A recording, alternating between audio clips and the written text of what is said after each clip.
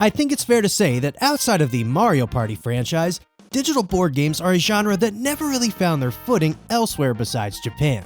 I'm sure there are a few that you could mention, but the amount of these games that exist in nearly every Japanese game library is shocking.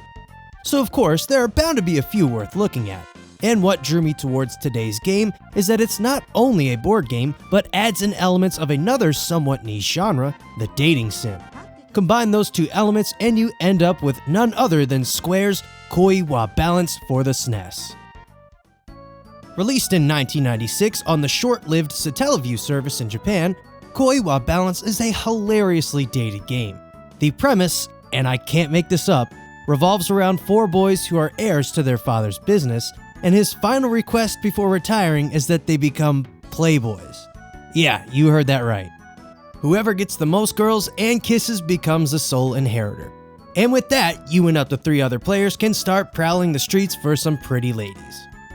Overall, the game is moderately simple. Girls spawn on the board, you roll to move, and try to beat your opponents to them. Once you've met your match, they'll tell you where they want to go, and you'll need to get them to the date. The more you've impressed them, the more kisses you'll get. Of course, it's not as easy as it sounds. As with any good multiplayer game, there's a hefty deal of challenge and obstacles to keep things spicy.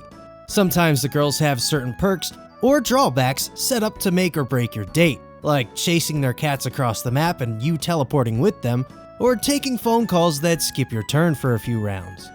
On top of that, this wouldn't be a true Japanese game, let alone one from Square, if there weren't some RPG elements thrown in for good measure. We have status ailments like sore feet, where you'll lose a step every roll, and random battles where you might come face to face with a group of bodybuilders or other familiar creatures trying to test your luck. However, the biggest threat you have to watch out for are your opponents. If one of them catches up to you and your date, be prepared to woo over your girl with the thing that matters most in life: materialism. If the gifts you've picked up don't tickle her fancy, you'll walk away empty-handed with your heart in shambles. Nevertheless, it can go both ways and you can always end up being Mr. Steal Yo Girl. It's this battle system that really adds that extra layer of competition that can get you heated at the right point of a game, especially since your gifts vanish after each battle.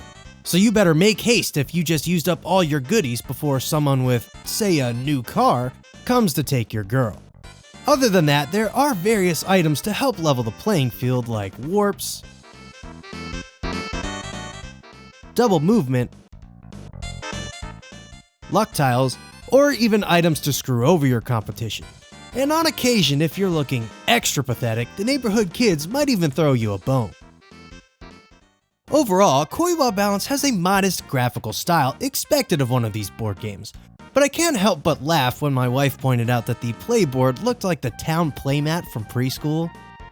But it does shine in a few places like the date scenes where the girls are shown off in that wonderful 90s anime style. And it's worth noting that certain portraits and events also have some flair to them. With this being a Satellaview exclusive, I assume the budget and development time on this game was small, so the music kind of took a hit, in that there isn't a whole lot of it. There are 1 or 2 overworld themes and a battle theme, but none of them truly stand out, especially since I can't really recall any of them at the time of this review. But in a game like this, I can tell a bigger effort was put into the sound effects, which go a long way in conveying the actions of every character or even events. Now, I know this is just a game, and one from a different time and culture, but I feel the need to address how shallow and ridiculous this game portrays women. I mean, you literally win them over with gifts, and just use them to win the game. In a way, it's hilariously dumb, and I kind of find it funny and fascinating that something like this got made. It's something that definitely wouldn't fly today, but I feel it's so over the top and self-aware that it's hard to get mad at, and I can put that aside and enjoy it as the board game it is. So with all of that, is Square's head-to-head Gigolo simulator worth checking out? Honestly, I have to say it is. It's not mind-blowing or game-changing, but as is, it's a fun board game that you and your gaming buddies can break out on a gaming night and have a few laughs at. Plus, it's another piece of Satellaview history that's been preserved and translated by fans, so in a way that makes it kind of special and deserving of at least a little bit of your time. Seeing as it's a Satellaview game, you're not really going to find a copy of this lying around, but if you really need this in your collection, I've seen some repros online. So if you're ever feeling adventurous or lonely, maybe give Koi Wa Balance a shot. Hey, thanks for watching. If you liked this episode, consider checking out these other videos right here, or even subscribing. Also, if you'd like to throw me a couple of bucks, you can support the show on Patreon.